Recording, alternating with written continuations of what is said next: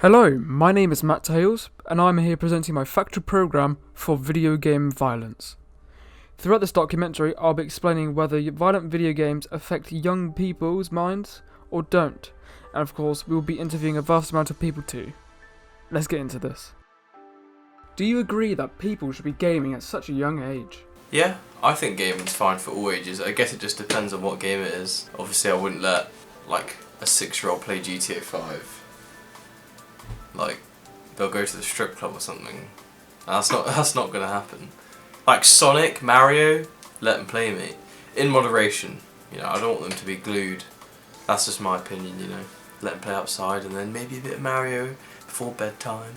No, I don't think people at a young age should game because they need to get outdoors, you know, make some friends. They can't all make friends online, you know. So I think people should get outdoors, you know, climb a tree, do something like that, you know. I think it depends on what the game is, like what contents it is. Like aggressive and like strong language games should be like restricted. The idea that video games cause violent crime seems to be a total myth up until this day. For as long as video games have existed, the violent genre of video games have sent many parents into a state of fear that they will affect their children. In 1976, the National Safety Council panicked over a game called Death Race, calling these tiny little arcade pixels completely sick. Death Race is quite literally a game where you control a car trying to hit pixels which are shaped like people. In the 90s, politicians had a full-scale breakdown over another little arcade game known as Mortal Kombat. Democratic Senator John Lieberman stated that the game is going to teach children to enjoy inflicting the most gruesome forms of cruelty imaginable.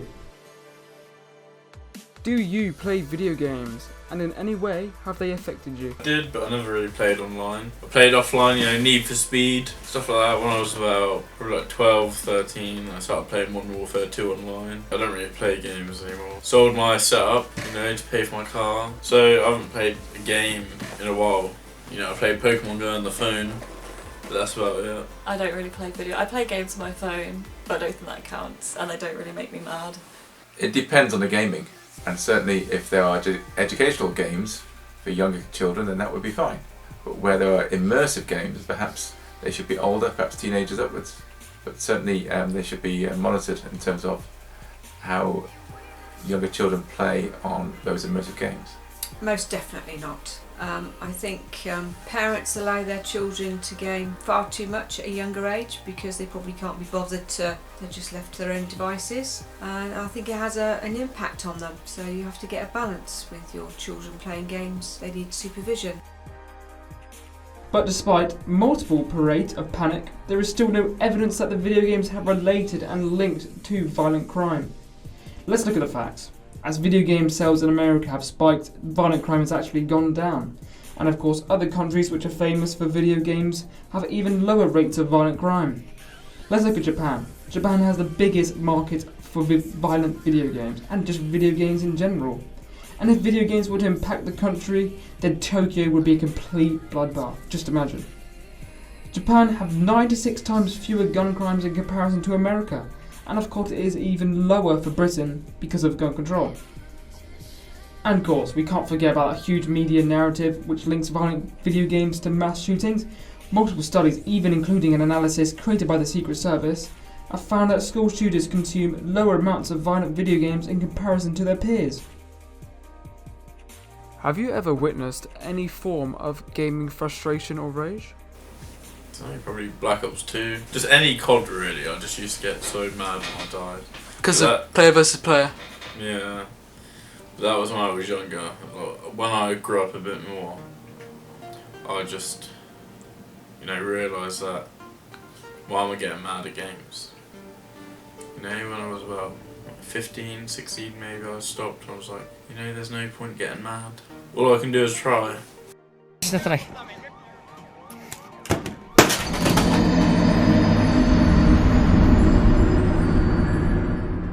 Probably like the ones where you're against each other and like there's like Player a goal versus to player, them. yeah. It's not Pokemon Go. Pokemon Go is pretty passive. Yeah, A yeah. passive game. That's what I was gonna say. I might have gotten angry and said something to someone, but I don't know. No. I don't really do anything that makes me angry, I don't think. The more that I've grown up, the more I have to be mad about. So no, I feel like it gets worse with age. I don't know. My boyfriend likes to throw things and break things. And my brother as well, he used to get angry at Minecraft. Yeah, oh, definitely. I think that when I was at my worst is probably when I was playing League of Legends a lot in 2016.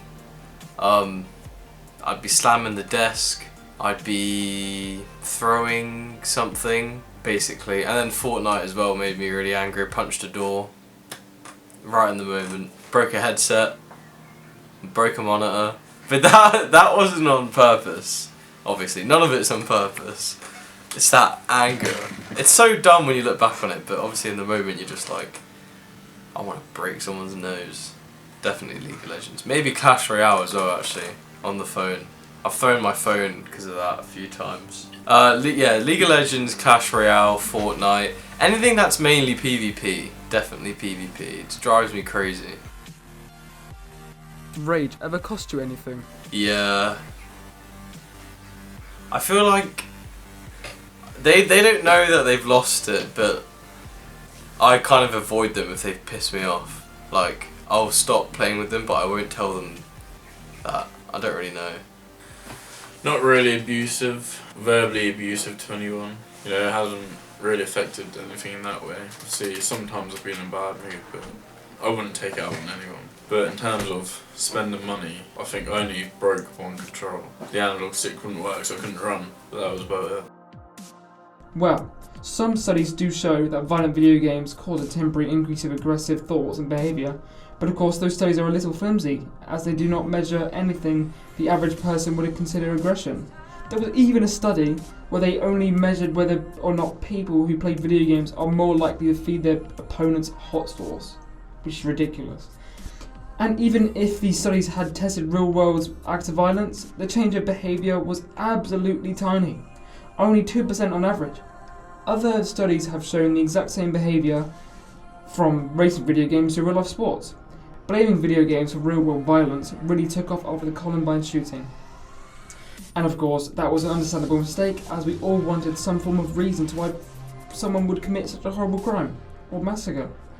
But today we know that video games are not actually what to blame, but still many politicians still try to give video games a reason for the majority of school shootings done by younger men. As recent to the 2018 Parkland tragedy, the President of the United States stated that he is hearing more and more people say the level of violence on video games is really shaping young people's thoughts. And of course many reporters still go back to the same narrative. After the Newtown school shooting, it was widely reported that the gunman had played video games, but they did not talk about what his favourite game was. His favourite game was Dance Dance Revolution. It was those little arcade games you play, which cost about 50p and you tap your feet a little bit. The fact is, it's just easier to blame video games rather than attack many societal problems, which actually impact rates of violence. Things like educational and employment inequalities, humiliation against mental health treatment, and of course the biggest issue to violence, and of course the reason for all these massacres, access to guns. In conclusion, banning violent video games doesn't protect kids, it just distracts us from figuring out what the real world really needs to keep people safe. There are still many arguments that kids should not be playing video games at such a young age because they need to use that time to explore the world and of course not look at screens. But it turns out that many primary schools and secondary schools are starting to replace their books with of course iPads, which the parents need to fund themselves. And because it's a private bit of tech, we all know the children are not going to use these iPads just for schoolwork.